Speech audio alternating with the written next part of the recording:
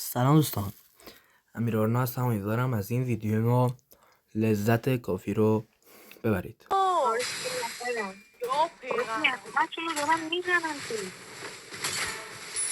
اینجا سامان منو زد.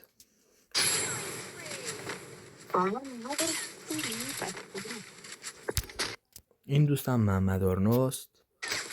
چرا ماشین من راه نمیده؟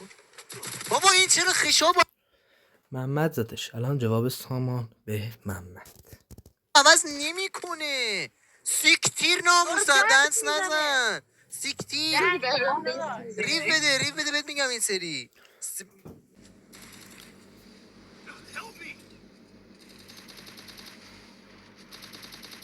دوستم محمد رو زد.